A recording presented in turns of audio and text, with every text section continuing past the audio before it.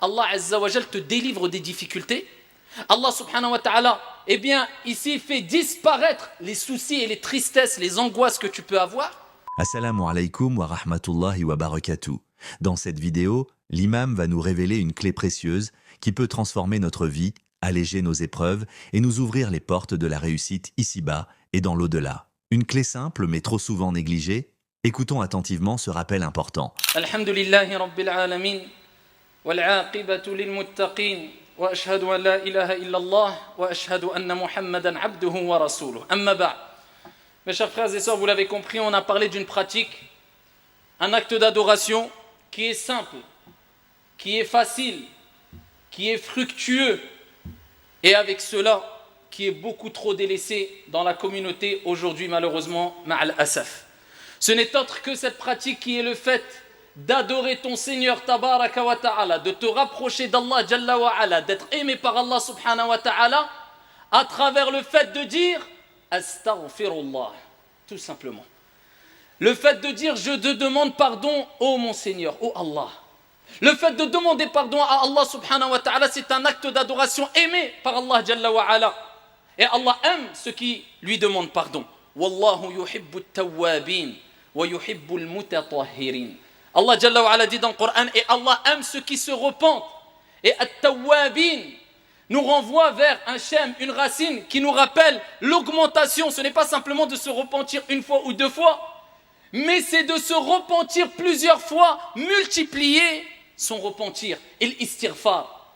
Et c'est comme si Allah Jalla wa Ala nous disait, eh bien même si tu commets plusieurs péchés, eh bien t'inquiète pas, eh bien tu peux toujours faire partie de ceux que j'aime, parce qu'Allah a dit j'aime ceux qui, c'est pas se repentir une fois ou deux fois, se repentir plusieurs fois. Donc celui qui se repent plusieurs fois, a fortiori il a commis plusieurs péchés. Donc même si tu as commis plusieurs péchés, eh bien tu as encore l'opportunité de te repentir plusieurs fois et de là d'être aimé par Allah subhanahu wa ta'ala. Wallahu yuhibbu at-tawwabin, ceux qui se repentent plusieurs fois. Et c'est pour ça que le prophète lui-même se repentait et demandait pardon à Allah tabaraka wa ta'ala plus de 100 fois par jour. Pourtant c'est qui? Ghufira lahu ma taqaddama min dhanbihi wa ma ta'akhkhar. Il lui a été pardonné les péchés passés et futurs. Avec cela, il augmente. Et pourquoi? Parce qu'Allah aime. C'est pas que tu dises une fois astaghfirullah. C'est pas que tu te repentes une seule fois. Mais c'est que tu le dises plusieurs fois. Quand tu marches, astaghfirullah, astaghfirullah, astaghfirullah. Quand tu conduis, quand tu te déplaces, avant de dormir, en te réveillant, en finissant la prière, dans ta prosternation, et ainsi de suite. Augmente al-istighfar. Une pratique énorme et fructueuse et à la portée de toutes et tous. Qui d'entre nous, même celui qui a des difficultés dans la prononciation des lettres arabes, qui d'entre nous ne peut pas dire astaghfirullah? Et au pire, eh bien nous rappelons comme Allah Jalla wa Ala a dit dans le Saint-Coran que parmi ces signes divins, Allah subhanahu wa ta'ala, c'est la diversité de vos langues. C'est un signe d'Allah Azza wa Jal. Que un parle le comorien, que un parle le turc, que un parle le marocain, que un parle l'algérien, que un parle l'anglais. C'est parmi des signes divins. Cela est un bienfait d'Allah Jalla wa Ala. Donc même si tu le dis en français, je te demande pardon Allah, c'est bon. En camerounais, en turc, peu importe, c'est bon. Mais bien sûr, c'est préférable et mieux. Car ici, ce que renferme comme sens, eh bien, les termes utilisés en langue arabe sont plus riches. Et donc c'est pour ça qu'il est demandé à tout le monde d'augmenter al-istighfar. Et le terme al-istighfar, ayyuha al-ahibba, c'est le fait de dire astaghfirullah, c'est le fait de dire je demande pardon à Dieu. Et quand on parle de pardon, eh ben ça renvoie à un terme en arabe qui est al-maghfira. Et al-maghfira, ma'khouda, hadhihi al-kalima ma'khouda, elle est déclinée d'un autre terme qui est al-mighfar. Et al-mighfar, eh bien c'est alladhi yughatti bihi al-insan ala ra'sahu fi al-qital. C'est ce que mettait la personne sur sa tête lors du combat. Aujourd'hui on dirait c'est un casque qui le permet, ou qui lui permettait, eh bien, de se protéger, de se prémunir. Et pourquoi ce terme est décliné du terme qui est al-mighfar, donc al-maghfira est décliné de ce terme al-mighfar, parce que la demande de pardon, le fait de demander pardon à Dieu, al-maghfira, eh bien, c'est une protection, c'est une préservation. De quoi? Pas des flèches, mais des péchés, et du châtiment éventuel divin. d'Allah subhanahu wa ta'ala au jour de la résurrection. Donc à travers l'istighfar, tu te prémunis, tu te préserves des péchés et du châtiment d'Allah Jalla fi'ula au jour de la résurrection. Donc il est important de savoir que l'istighfar c'est une protection. Donc plus tu dis astaghfirullah, plus tu te protèges et tu te prémunis des péchés et du châtiment, ya Abdallah. Et bien sûr, l'istighfar a de nombreux bienfaits.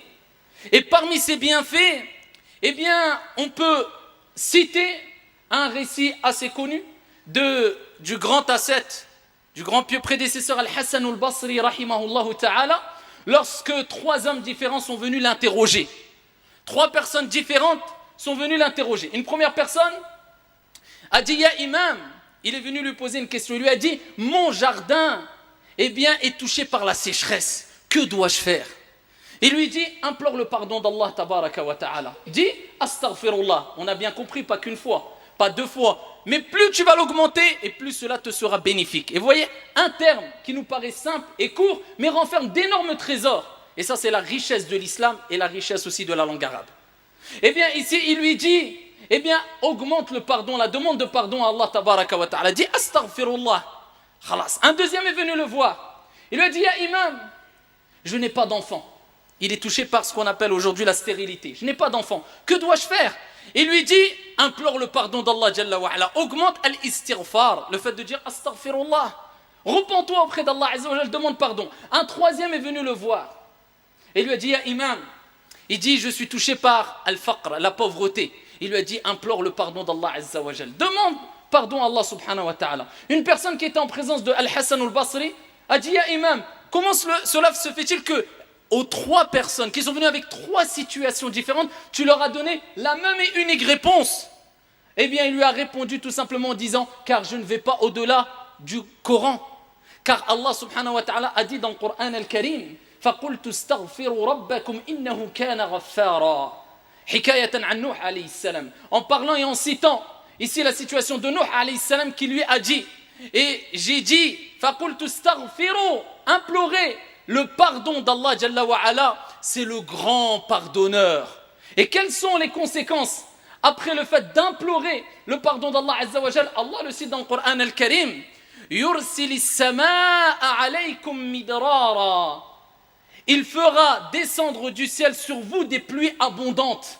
Ah, réponse au premier qui a dit, mon jardin est touché par la sécheresse. يُرْسِلِ السَّمَاءَ عَلَيْكُمْ مِدْرَارًا وَيُمْدِدْكُمْ بِأَمْوَالٍ وَبَنِينَ. Et ensuite Allah Jalla wa ala dit, et il nous rappelle après l'istighfar, qu'est-ce qu'il y aura? Non seulement il y aura la pluie, et Allah tabaraka wa ta'ala vous comblera de biens, d'argent et de biens de façon générale, et d'enfants. Donc on a la réponse à celui qui a été touché par la pauvreté, les biens, et la réponse à celui qui lui a dit, ya imam, je n'ai pas d'enfant, touché par la stérilité.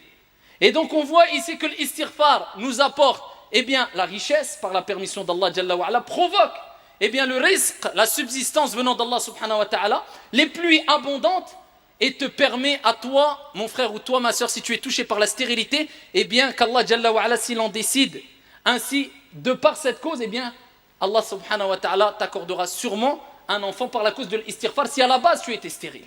Donc augmente l'istighfar sans jamais désespérer et en comprenant le sens de l'istighfar. Et en méditant le sens de l'istighfar et savoir que tu demandes pardon à Dieu et que tu as en face de toi un Dieu miséricordieux qui pardonne et qui aime pardonner les péchés. Parmi les bienfaits et les bénéfices de l'istighfar aussi, on a un hadith. Je ne voulais pas citer tout à l'heure en langue arabe. Ici, c'est un hadith qui est jugé faible. Il est rapporté par Ibn Majah, il est rapporté par Abu Daoud, il est rapporté par l'imam Ahmad fi Musnadih, jugé faible par certains gens du hadith et bon par d'autres gens du hadith. Mais même si on prend en considération qu'il est jugé faible, ça ne veut pas dire qu'il est maudou, ou bien qu'il est chèvre, qu'il est marginal, ou qu'il est faux, et en plus de cela, on parle des mérites. Donc il n'y a pas de mal de le citer. Le prophète alayhi salatu wa salam a dit « Man lazima al-istighfar ». Man lazima, cela indique celui qui persévère. C'est pas simplement, et on revoit le principe d'augmenter, celui qui persévère dans l'istighfar. Il dit beaucoup astaghfirullah, il persévère. Man lazima, celui qui persévère dans l'istighfar, eh bien Allah subhanahu wa ta'ala, il va faire qu'il aura une issue favorable à chaque situation difficile. Ja'alahu Allahu li kulli dhiqin makhraja wa min kulli hammin faraja. Et à chaque problème, inquiétude, eh bien ici, une issue favorable, une délivrance. وَرَزَقَهُ اللَّهُ مِنْ حَيْثُ لَا يَحْتَسِبُ. Et Allah subhanahu wa ta'ala lui donnera sa subsistance d'où il ne s'attend pas. Donc on voit ici à travers ce hadith que, à travers l'istighfar, Allah azza wa jal te délivre des difficultés. Allah subhanahu wa ta'ala, eh bien, ici fait disparaître les soucis et les tristesses, les angoisses que tu peux avoir. Et Allah tabaraka wa ta'ala t'accorde ta subsistance, ton rizq, kama qala alayhi salatu wa sallam, min haythu la yahtasib, d'où il ne s'attend même pas.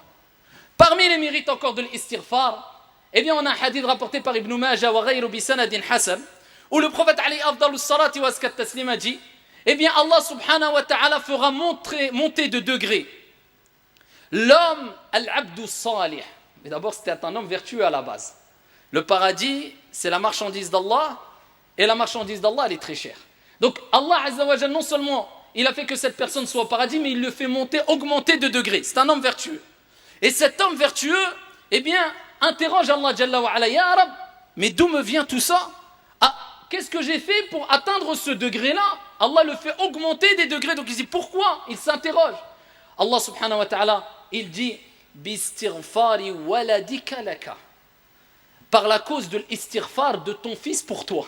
Un de tes enfants pieux pour toi. Et c'est là, encore une fois, qu'on voit l'importance d'avoir des enfants qui font dua pour toi. Parce que quand tu meurs, eh bien, si quelqu'un fait dua pour toi de façon générale, eh bien, incha'Allah ta'ala, ça sera accepté. Donc, il ne faut pas oublier les morts. Parce qu'on a tendance à oublier les morts. Parce que si on avait la même souffrance et tristesse au bout de 2 ans, 3 ans, 10 ans, quand une personne décédait que le premier jour, eh bien, peut-être qu'on deviendrait fou. Mais de par la miséricorde d'Allah, au bout de quelques jours, quelques semaines, quelques mois, eh bien, cette peine, cette tristesse, eh bien, ici, s'apaise et diminue. Mais, attention, il ne faut pas oublier les morts. Surtout tes parents, ton père, ta mère, ton grand-père, ta grand-mère, tes enfants, ton épouse, si c'est le cas, etc. La famille, ensuite les proches et les personnes vertueuses, etc. Il ne faut pas oublier, ici, nos morts dans nos invocations. Et particulièrement, si tu es un enfant et tu as ton père ou ta mère ou ton grand-père qui sont morts, rappelle-toi de ce texte, peut-être par la cause de tes du'a pour ton père et la demande de pardon particulièrement. La demande de pardon. Le prophète, il a dit que Allah dira Bistighfar waladika laka. Donc demande toujours, Ya Allah, pardonne à mon père qui est décédé ou mon grand-père ou etc. ou à ton fils, et peu importe. Donc demande beaucoup d'invocations, particulièrement si tu as des parents qui sont décédés. Comme nous l'avons entendu, cette clé a le pouvoir de transformer nos vies. Elle nous offre une voie pour alléger le fardeau qui pèse sur nos cœurs, pour renouveler notre esprit et pour avancer avec plus de sérénité. Chaque jour, en adoptant cette pratique, nous pouvons cultiver un sentiment d'espoir et de paix intérieure, même dans les moments les plus sombres. Ce n'est pas seulement une habitude, c'est un véritable engagement envers soi-même, une invitation à vivre avec plus de clarté et de détermination. Imaginez un instant un cœur libéré des regrets, une âme nourrie d'espoir et une vie pleine de lumière et de possibilités. C'est en faisant de cette clé une part essentielle de notre quotidien que nous pourrons avancer vers un futur meilleur. Chers frères et sœurs, engageons-nous à mettre en pratique ce rappel. Partageons-le autour de nous pour inspirer d'autres âmes et ensemble, avançons sur le chemin d'une vie épanouissante et renouvelée. Que cette habitude devienne pour nous le début d'un renouveau constant, nous guidant vers un avenir plus serein et lumineux.